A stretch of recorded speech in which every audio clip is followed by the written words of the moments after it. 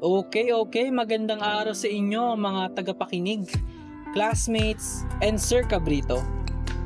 So ngayong araw ating tatalakayin ang Japanese literature. Bago ang lahat, gusto ko lamang ipakilala sa inyo ang aming mga kamiyembro o aking mga kamiyembro. So unang-una, nandito si Leanne L.J. Salud, Mary Grace L. Ramirez, Angel May S. Cruzada, Randall D. Del Rosario, Ricardo Jr. C. Alameda, at ako naman, Cloud Kian T. Ibanez. Ano nga ba ang Japanese literature at saan ito nagsimula? Sa presentasyon ng aming grupo, sinisigurado namin sa inyo na by the end of this presentation, magkakaroon tayo ng kaalaman sa Japanese literature. Alam nyo ba na ang literaturang ito ay humigit kumulang 2,000 taon na? Kung ating iisipin, napakatanda na talaga ng culture at literature ng Japan, no? At malamang sa malamang naman, lahat tayong nakikinig ngayon ay hindi pa buhay 2,000 years ago. And kung iisipin natin, we can safely assume na this literature is very rich and cultivated by the Japanese people. 2,000 years ago, ang literature ng Japan ay heavily influenced by China and the Chinese literature. And eventually, inadapt ng mga Hapones ang pagsusulat ng mga Chinese. At yun yung ginagamit nila sa pagsusulat nila ng kanilang mga literary works ng mga araw na iyon.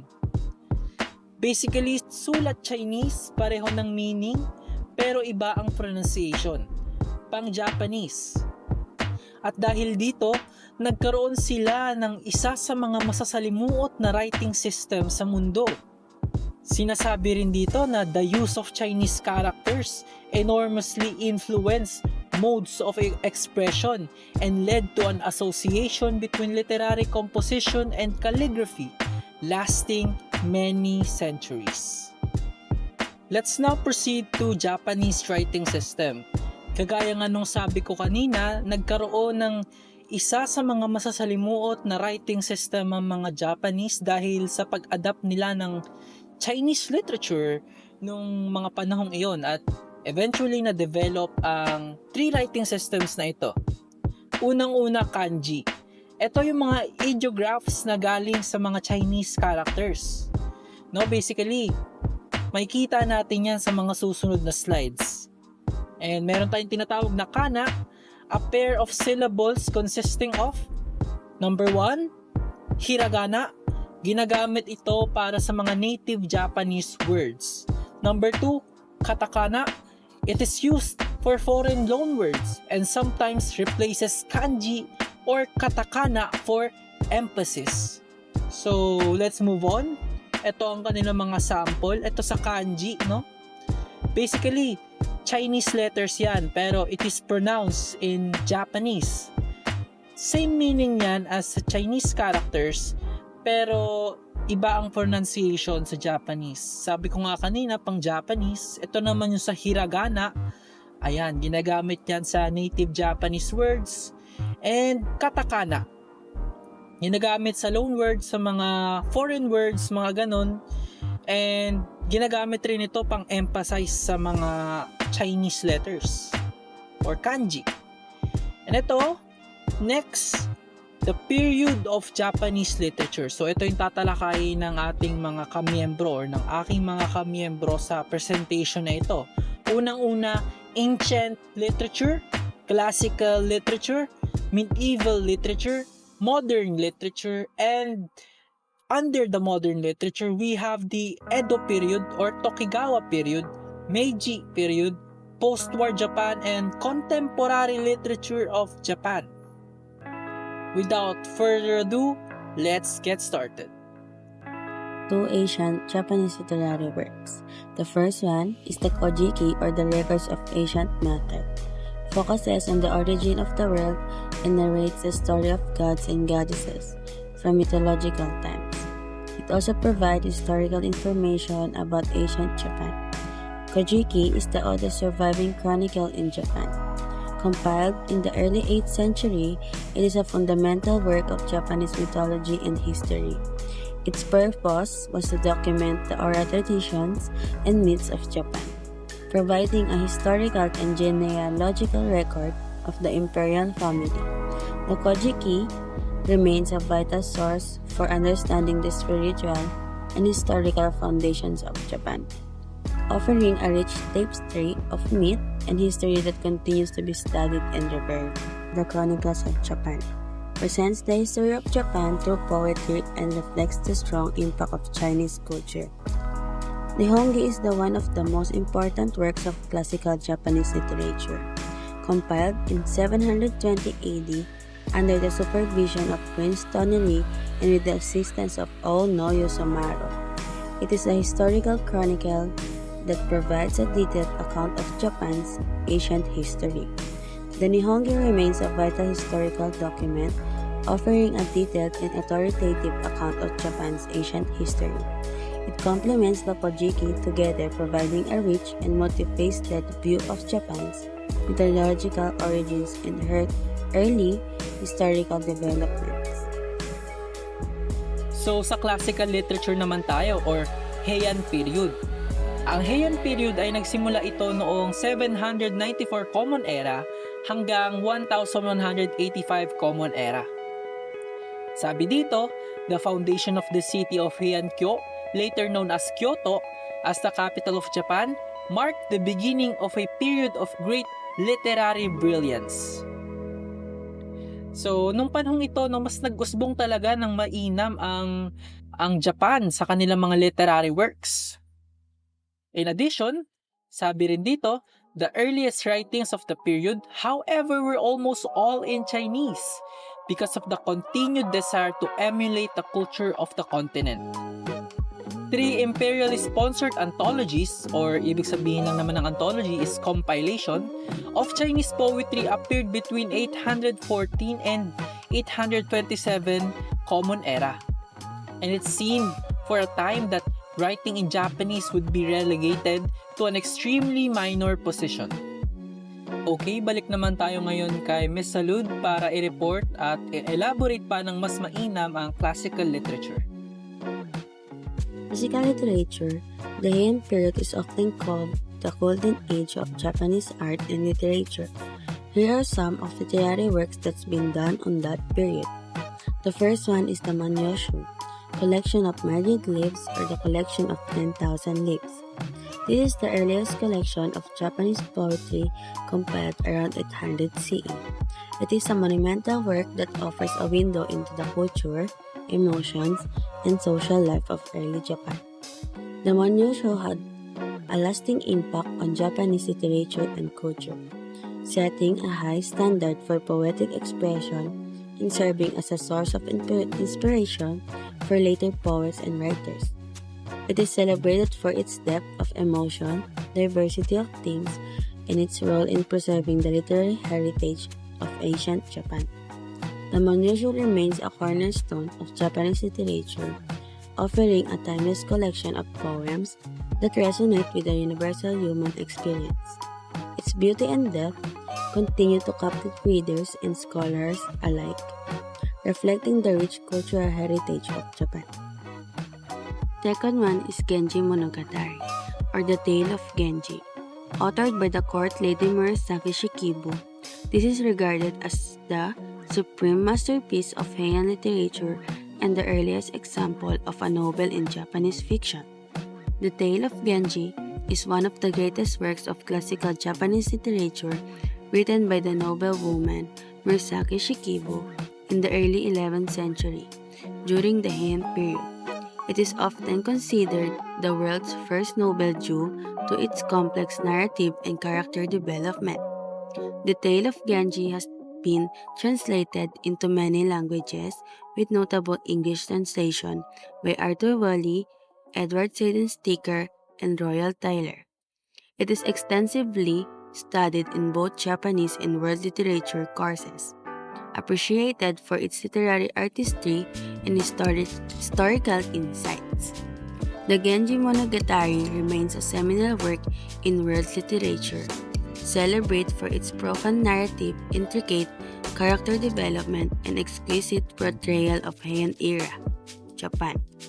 It continues to captivate readers and scholars with its timeless exploration of human nature and the beauty of impermanence. Okay, so thank you, Miss Salud, for that reporting of yours. It is very comprehensive. And now, we will proceed to an example of literary works during the Heian period.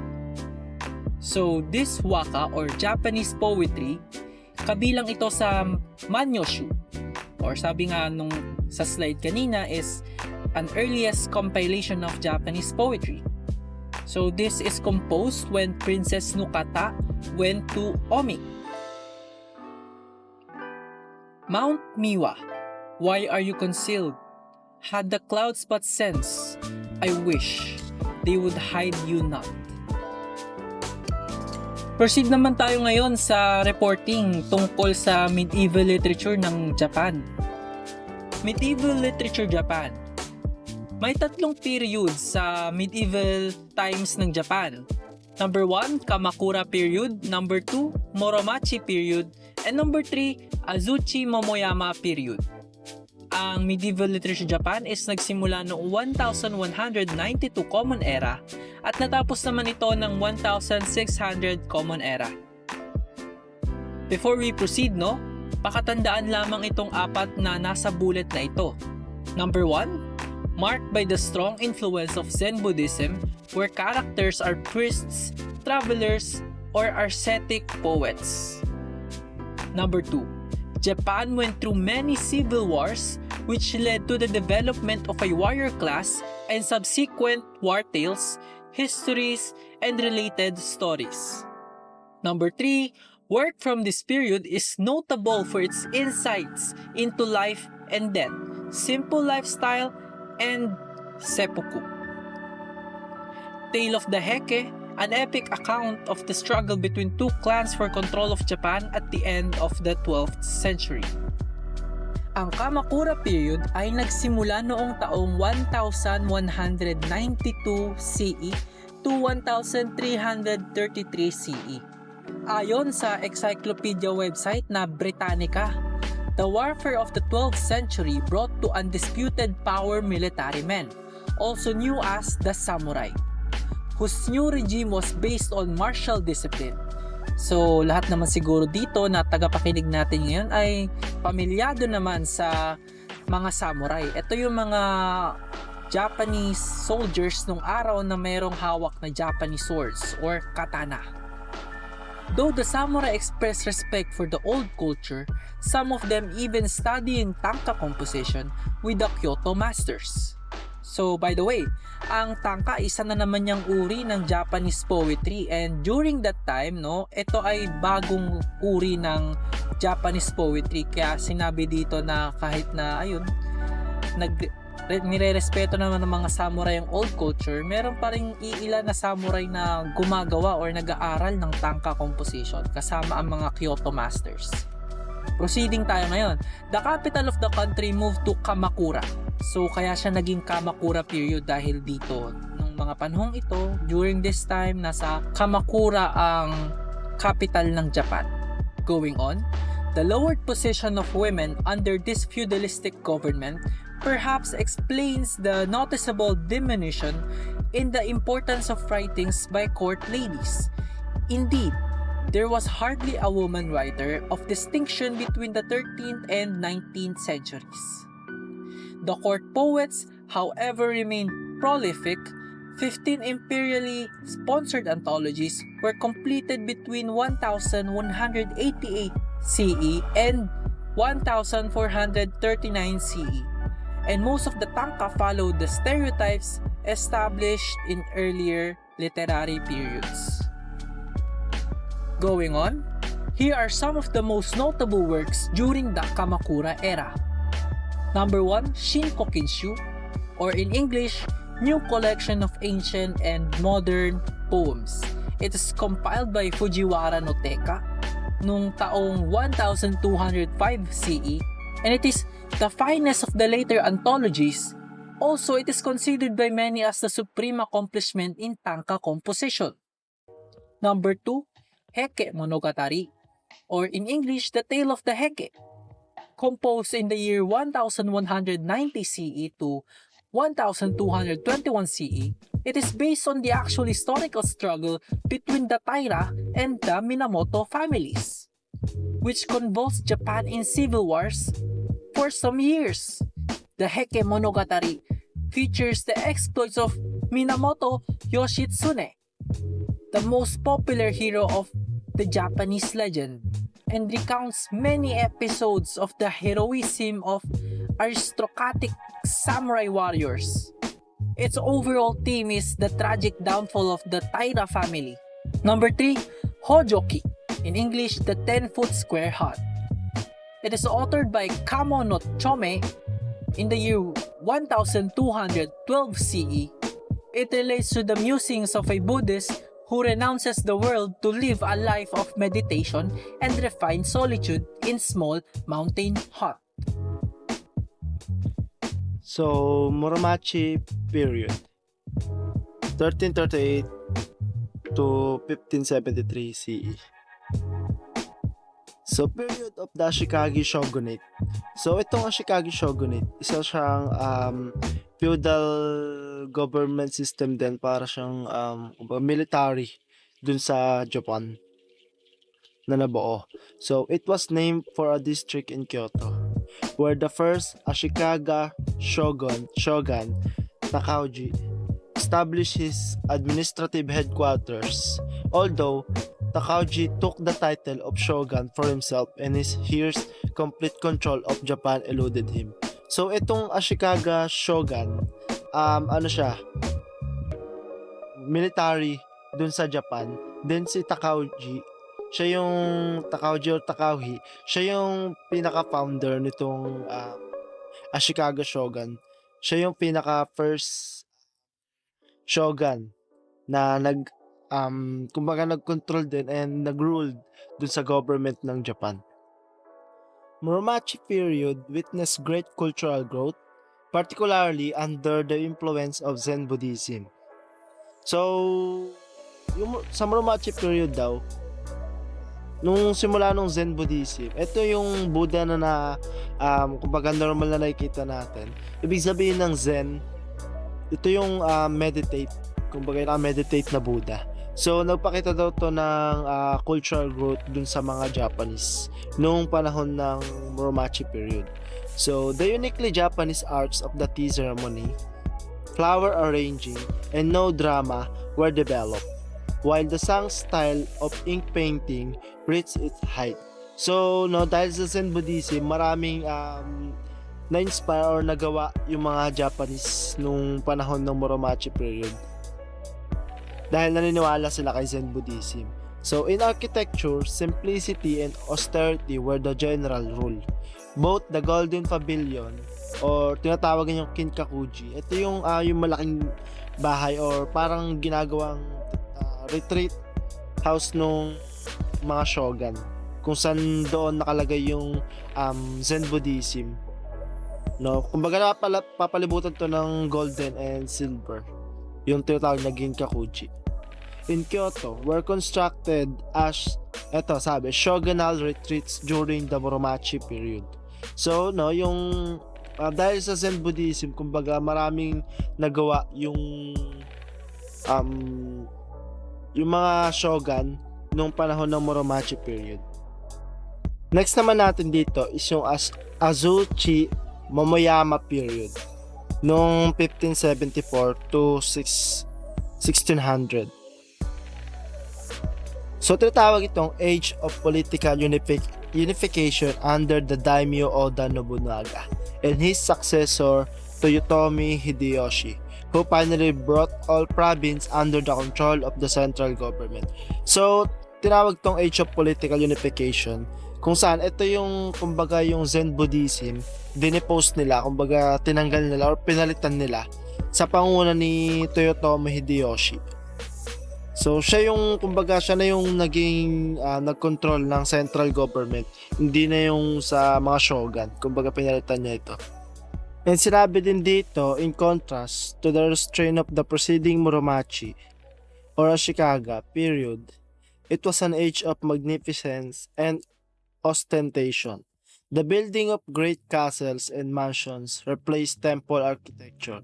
Kumbaga, nung panahon nitong Asuchi Momoyama period, pinalitan niya na yung yung Zen Buddhism. Kumbaga, pinilit nilang i-unified, pagkaisahin yung Japan. And sila yung nag-rule dun sa Japan nitong Asuchi Momoyama period. So yun, pinalitan din nila yung mga castles. And ang nag-decorate nito, yung tinatawag nila si Master of the Kano School. So yun, pinalitan niya. Nilagyan ito ng mga large-scale painting, sliding panels, and folding screen. Kumbaga, mas binago nila yung design na shogun noong panahon ng mga shogun. Yung panahon ni Takao-hi. So, dako naman tayo sa medieval literature ng Muromachi and Asuchi Momoyama period. So, yung famous literature nung Muromachi and Asuchi Momoyama period, una dito is yung tinatawag nilang Renga. So, the composition of a single tanka by two people and was a popular pastime even in remote rural street. One person would compose the first 3 lines of a tanka, often gives up or contradictory details in order to make it harder for the second person to complete the poem intelligibly.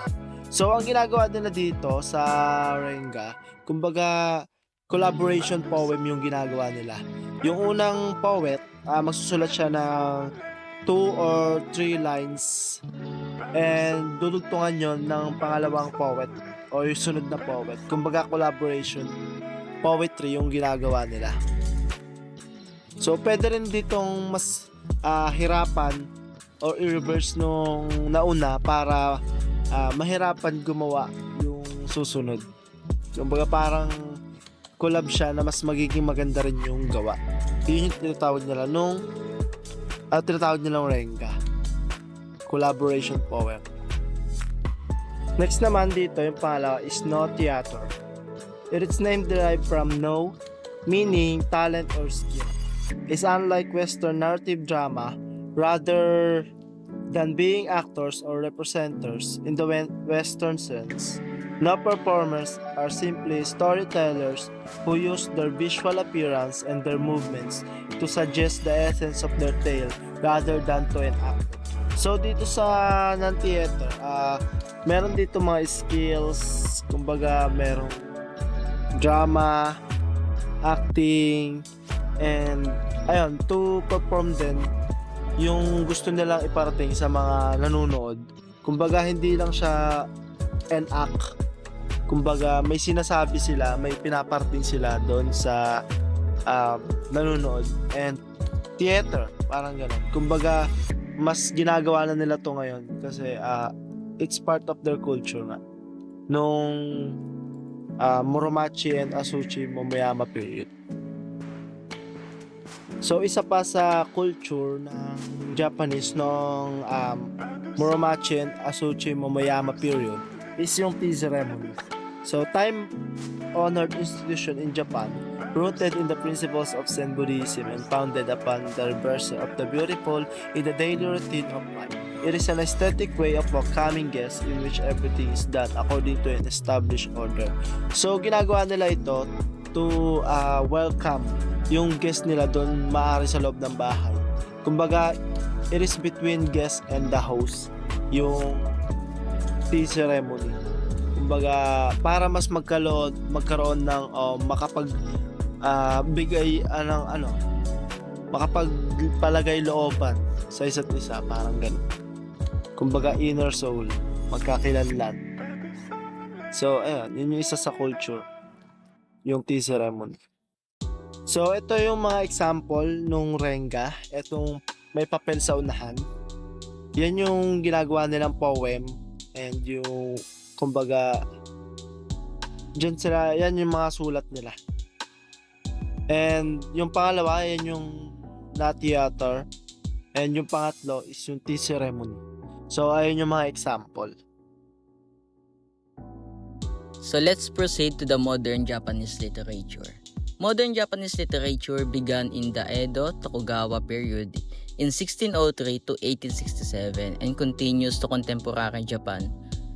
During the Edo period, peace and stability under Tokugawa rule allowed arts and culture to thrive, producing influential works like Yukio Zoshi novels and kabuki plays that depicted commoners' lives and explored themes of love, adventure, and satire. From the Meiji Restoration in 1868 up to present, Japanese literature has evolved mirroring societal change and political turmoil. Renowned authors such as Natsume Soseki, Yukio Mishima, and Haruki Murakami emerged during this time. Today, Japanese literature remains vibrant and diverse, appealing to readers worldwide. So let's proceed to the Edo Tokugawa period. In the early 17th century, Japan achieved peace and unification, enjoying nearly 250 years of uninterrupted peace. During the first half of the Tokugawa period, cultural activity was centered in Kyoto and Osaka. But by around 1770, Edo or modern Tokyo became the cultural hub. From the mid-1630s to the early 1850s, Japan was isolated from the outside world by the government decree. Initially, this isolation fostered the development of unique Japanese literature, but eventually, the lack of external influence led to more provincial writing. The adoption of printing in the early 17th century enabled the rise of popular literature. So these are the things to remember in modern literature. The Tokugawa period is commonly known as the Edo period. The capital of Japan moved from Kyoto to Edo or modern Tokyo. Scholarly, work continued to be published in Chinese, which was the language of the learned much, as Latin was in Europe. Next is Chikimatsu Munzaimon, a kabuki dramatist known as the Shakespeare of the Japan. Next is many genres of the literature made their debut during the Edo period, helped by a rising literacy rate among the growing population of townspeople, as well as the development of lending libraries. Next is some of the literary works that rose during the Tokugawa period. Number 1 is haiku. Haiku is an rhyme poetic form consisting of 17 syllables arranged in 3 lines of 5, 7, and 5 syllables, respectively. The term haiku is derived from the first element of the word haikal, means a humorous form of renga or linked verse form, poem. And the second element of the word hoku, the initially stanza of a renga. Next is kabuki plays. Traditional Japanese popular drama with singing and dancing performed in a highly stylized manner. A rich blend of music, dance, mime, and spectacular staging and costuming. It has been a major theatrical form in Japan for 4 centuries. The last one is Yukio Zoshi, which was I mentioned earlier. Popular fiction works depicted the lifestyle, romance, and adventure of townspeople and samurai, providing insight into urban culture and societal norms. Meiji period. The Meiji period, which began in 1868 and ended in 1912, was governed by the Meiji Emperor in order to fend off the Meiji of European imperialism. Japan's new leaders set out to strengthen their country following the toppling of the Tokugawa shogunate in the Meiji Restoration of 1868. The country swiftly flourished, leading to the establishment of a governmental framework modeled after that of Europe. After building a modern army and navy, Japan was able to fight effectively against China in 1894 and Russia in 1905. At the end of the Meiji era, Japan was the most powerful country in East Asia and a significant player in the world. And in addition to what Miss Cruzada said, in the modern literature, in the Meiji period, there are things that must be remembered. So number 1, Meiji period marks the reopening of Japan to the West and a period of rapid industrialization. Number 2, the introduction of European literature brought free verse into the poetic repertoire of the Japanese people. It became widely used for longer works embodying new intellectual themes. Number 3, lastly, young Japanese prose writers and dramatists struggled with the whole galaxy of new ideas and artistic schools, but novelists were the first to assimilate some of these concepts successfully. Wartime Japan saw the debut of several authors best known for the beauty of their language and their tales of love and sensuality. Kawabata Yasunari for his narrative mastery, which with great sensibility expresses the essence of the Japanese mind, and he became the first Japanese winner of the Nobel Prize for Literature. So, in the Meiji period, there are some notably literary works that rose during this period. Number 1, Shintai Shisho, or in English, Selection of Poems in the New Style, created in 1882. It is a type of Japanese poetry. It specifically refers to poems written in classical, Japanese, and non-traditional forms. Number 2, Take Kurabe, or Comparing Heights. It is authored by Higuchi Ichio in 1895. This story focuses on a group of children who live near the pleasure quarters of Yoshiwara in Tokyo and are driven by their backgrounds to contrasting destinies as they approach adulthood.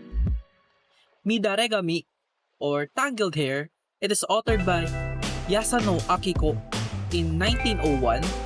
Because of the frank eroticism of this collection of 399 tanka jolted the Japanese reading public, who were not used to such open sensuality from a female poet. Initially denounced, it has since been recognized as a classic. So it is probably a must-read if you want to learn more about the modern literature of Japan, no?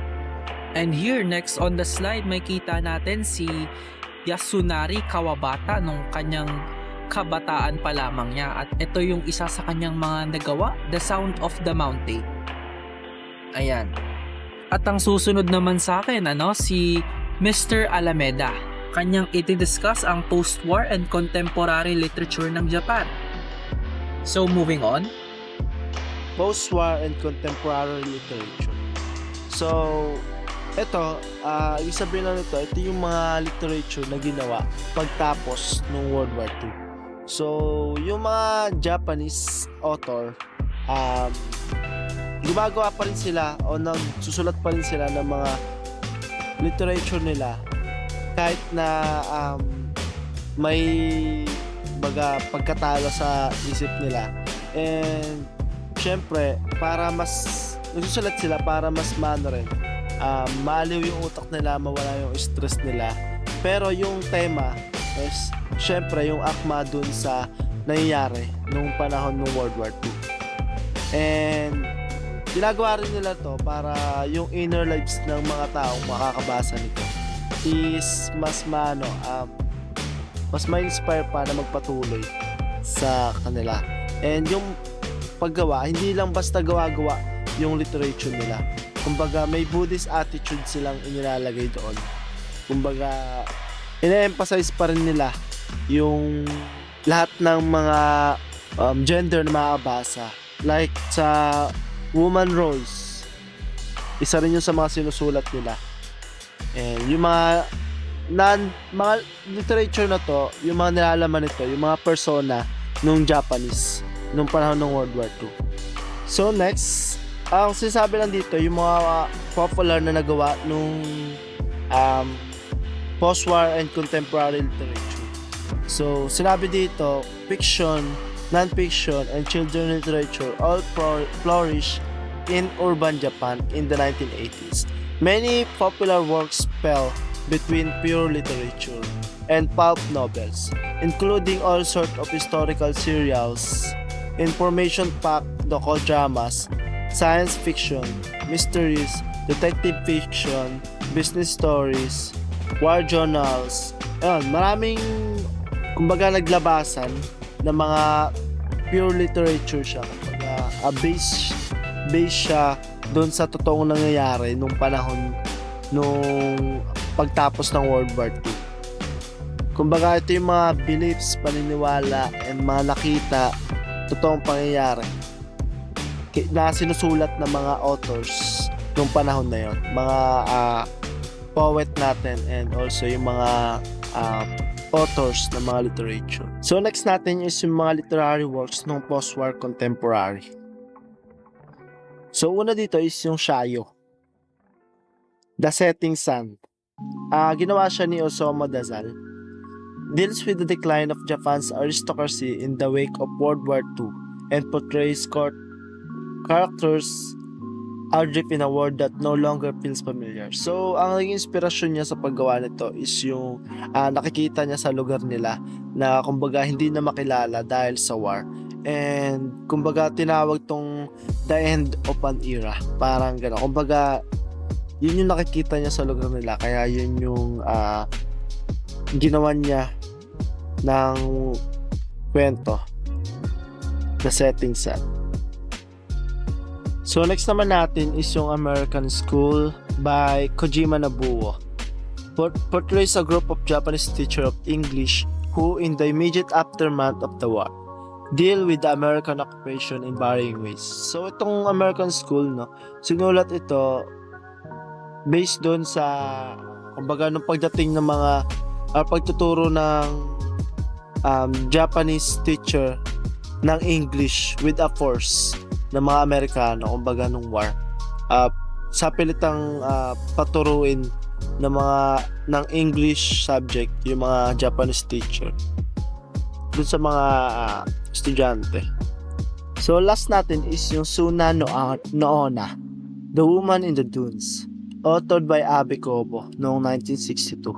An entomologist that in his search for a specific beetle end up trapped by local villagers in a huge sand hole with a woman, where he is forced to work gathering sand as time bypasses, emotional insanity began to get twisted.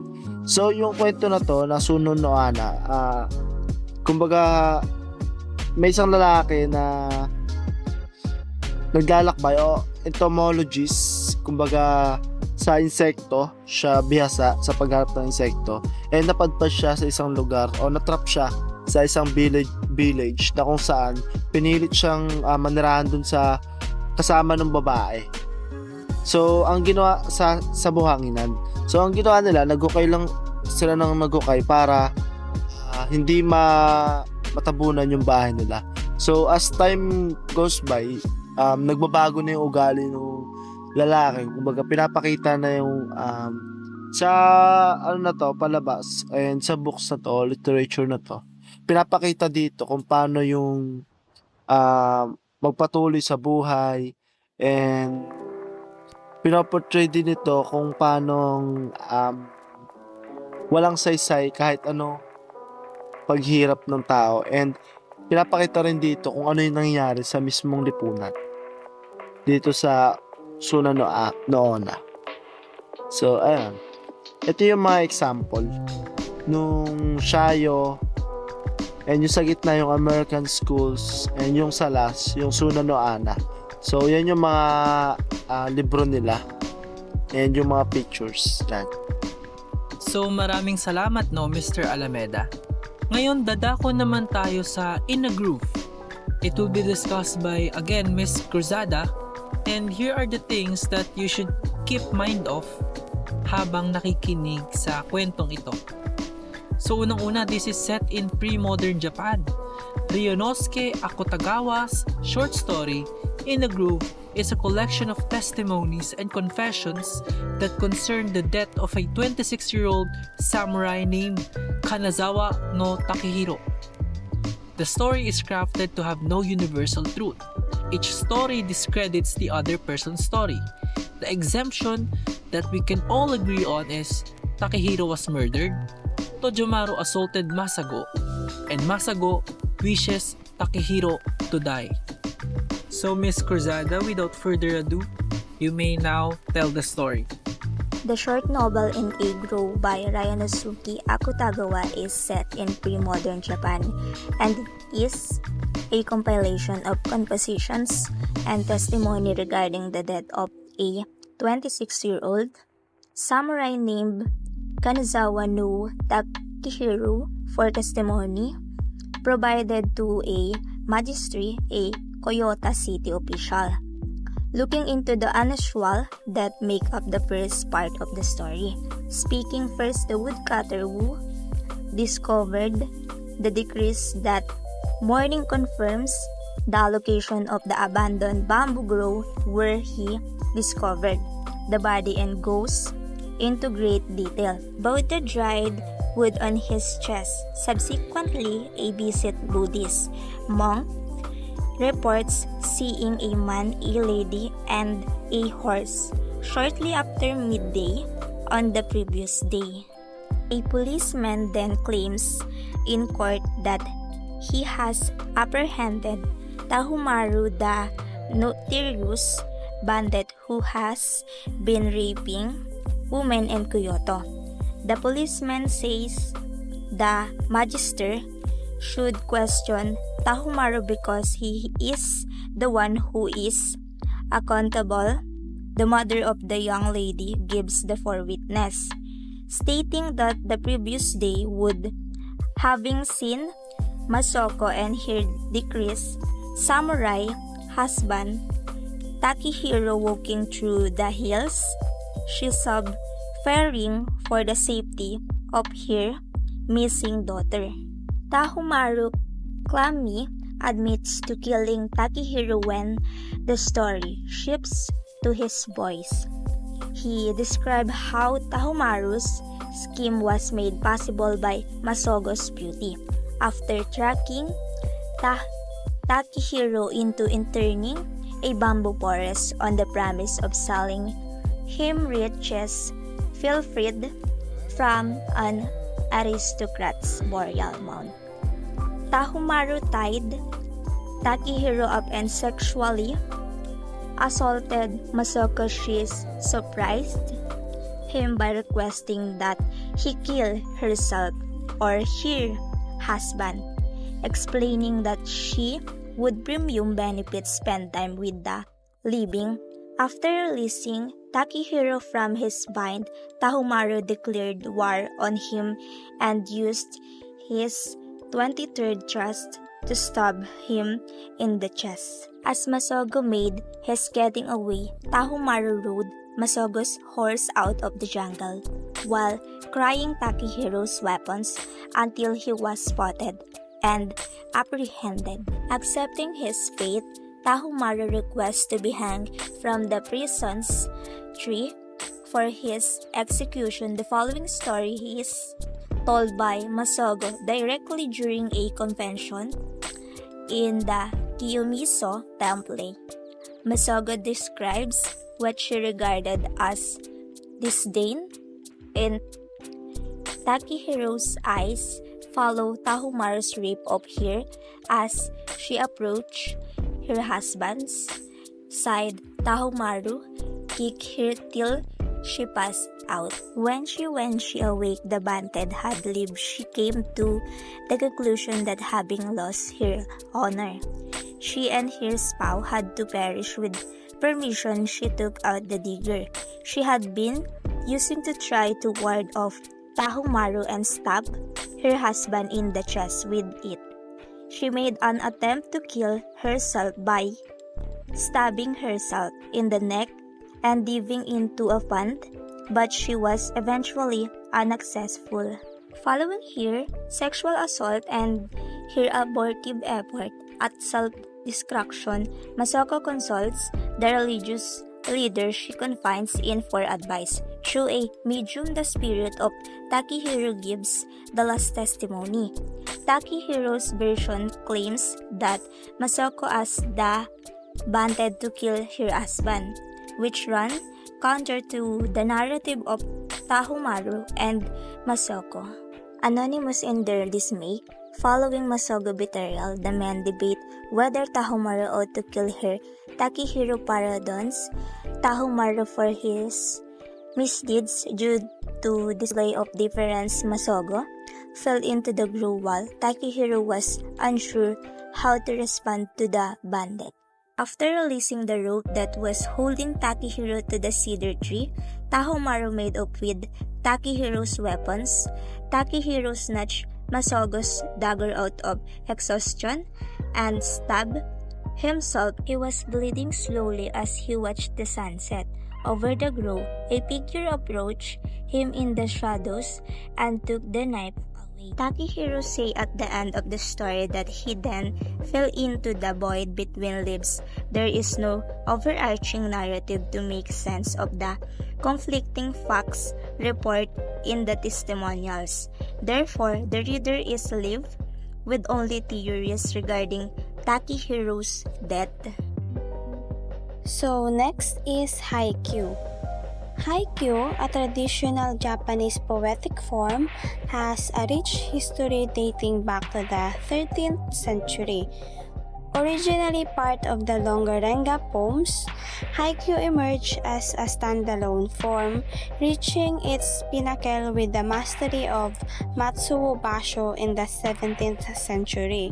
So basically, Haikyuu were originally part of longer poems, like chapters in a book.